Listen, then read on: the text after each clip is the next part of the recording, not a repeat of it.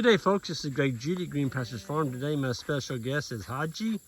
And Haji came to our sheep days and picked up some sheep and a bale unroller and a fence jumper. Yep. Right. Tell us a little bit about yourself. All right. So, my name is Haji Shareef. I was a retired commander in the Navy. I now train service dogs for veterans with PTSD. This is Carrie. Carrie's actually going to Arkansas next. We started the sheep mainly because I spent about $30,000 a year in dog food. And I thought, I've got 43 acres. I should probably start letting the sheep let my acreage make me some dog food. Yep. So we this year got our fence up around 30 acres so we can start actually rotating them around. We currently have about 14 sheep, but now I can finally start the actual breeding process. So I came to pick up the start of my breeding stock. So we came and got 2 ewes and 2 rams. That's going to be the beginning of the flock that's going to be coming. Okay. And you you came to our grazing school, was that 3 years ago? 2 years ago. 2 years ago. And you had a dog with you then, and I never met you, of course, but tell us a little bit about what these dogs do for servicemen when they come back from the war. It's really a unique bonding deal. Yeah, so a lot of us come back with a lot of post-war issues. So our dogs, a couple of things that they do is they provide a certain level of barrier protection. So our dogs will circle people in public. One of the main things that our dogs do, because I require it, is they'll actually wake people up and help them out of night terrors.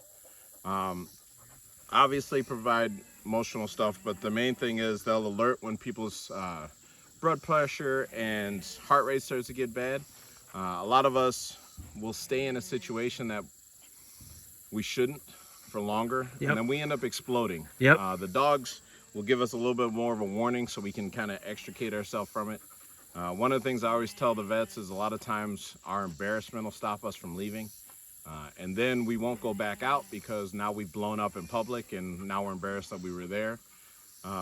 One of the good things for the dogs though is when the dog starts alerting, we can always kind of blame it on the dog, be like, oh, the dog's got to go to the bathroom. And you take the dog out. Meanwhile, what really needed was everybody else's attitude and stuff was kind of getting a little bit in the wrong perspective. Yeah, yeah. And these dogs are so unique that they can sense before it happens. Yeah, they can sense before it happens. They'll progressively get, as I like to say, they'll progressively get annoying when they need a little bit more attention and more attention. And then you're like, why won't you leave? Oh, I need to leave. Thank you. Yeah. We've also used a lot of dogs for mobility because a lot of veterans come out and they have issues. I have back issues. A couple of guys have, knee and hip issues. So the dogs will help with mobility to get people around. We've also trained them for vets that have come back with like missing limbs and stuff like that so that they can truly be back part of the society. And one of the things that most people don't realize is a lot of veterans have issues starting conversations. We kind of feel like no one can relate, and because no one's been through the experiences that we've been through. So one of the great things about the dogs is they're a conversation starter. Okay. So even when you don't want people to talk to you about your dog, they're still going to talk to you about your dog. Yeah, yeah. Well, this Carrie. particular breed, Carrie. that you were telling me, it's what'd you say it was? So we use Weimaraners and Vizslas. Those are our main breeds. We use those guys because these guys are low dander, low shed, so they don't make as much mess. Okay. We're starting to do giant schnauzers. Giant schnauzers are just like poodles, so they actually have hair instead of fur. So Okay. those people who are allergic to dogs wouldn't be allergic to a giant schnauzer. So that's what our new dog that we're also starting to incorporate. Okay. We also started to get a giant schnauzer mainly because of the fact that I wanted to use it to herd sheep. At least that was the excuse I gave the wife. It's the dog I always wanted.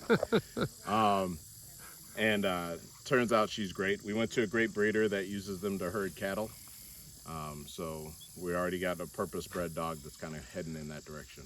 Well, Haji, how long are we looking at for you to take a pup or an unstarted dog and to do your magic with it where it's fit to go out to a veteran? So we do get some dogs that are donated from failures that are hunting failures. Those take about 6 to 8 months. And it really just because it takes about 2 to 3 months for the dog to feel comfortable and confident with me taking it out in public. Okay. The dogs that we breed and train, we don't start their training until they're about 1.5 years, because anyone who's ever had a dog knows that until they're about 1.5 years, they're just a puppy. Yep. And no matter how good of a dog they want to be, they're going to have a lot of puppy moments. Yep. So at about 1.5 years, we start the training. The ones that we breed and train, it's only taking about 2 months to get them trained. I thought these dogs were just miraculous.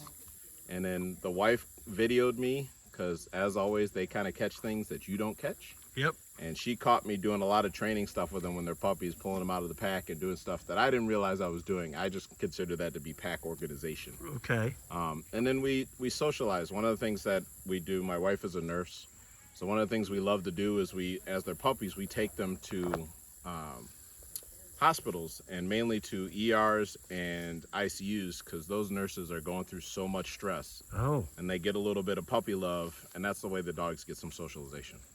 Okay. Well, one of your day jobs, you had many colors, but one of your day jobs is so my day job is I'm a EMS pilot. So I fly EMS helicopters, flying out of Buffalo into the rural environments, because Yep. hospitals just are not as good as they should be. Right. For many different reasons. Yep. But everything in my life is in one way or another to try to save lives. Yeah. So between the dogs and flying EMS helicopters, and there is a point where I could probably make enough money from the sheep to not fly, but my wife has told me that I'm not as nice of a person when I'm not flying, so I will probably be flying until they stop me to not fly. Well, if somebody wanted to find out and follow you and maybe even support what you're doing with these service dogs, do you have a website or an email or any contact? Yes, so email, you can reach me on musketeerk9 at gmail.com, or on Instagram at ptsdogs. That's PTSDOGS. Okay. And then on YouTube, I'm at Musketeer K9 Ranch. Okay. Folks, I'm going to put a link to all three of those on this video in the description section. So I think what you're doing is an awesome endeavor, and I know it's got to be rewarding for you, because you served over there. You saw what it was like, and my hat's off to you, sir, for being that strong individual. And without you all, it's just pretty tough. Thanks. And as a side note, if there's anyone out there that's a Vietnam vet, take the time to reach out. One of the things that you guys are kind of the forgotten generation when it comes to veterans. I always tell Vietnam vets that the benefits I have are because they're guilt benefits for screwing you guys over. So a lot of Vietnam vets are now getting to the point where they're retiring, and they were overworking as their way to compensate for the stuff that was happening. So please reach out, and we'll try to get you a dog, and we'll try to get you set up in the best environment possible. That's awesome. Well, I just can't say enough good about Haji and your project, what you're doing, and you're dedicated to this. I can tell you're very passionate about it. Absolutely. And folks, when you meet Haji, just remember, you can't reach out and shake his hand. You're going to get a big old bear hug from You this always guy. get a Haji hug from Haji. A Haji hug. There's no handshaking for this fella. Never. So just be ready for that, all right? Folks, yeah, we just appreciate everything that you stand for, Haji, and the best to you in your endeavors, and a safe trip on your return home. Thank you. It's going to be a long drive, but it's worth it. All right. Thank you. Y'all, on the way out, hit that subscribe button if you would, and we'll see you down the road.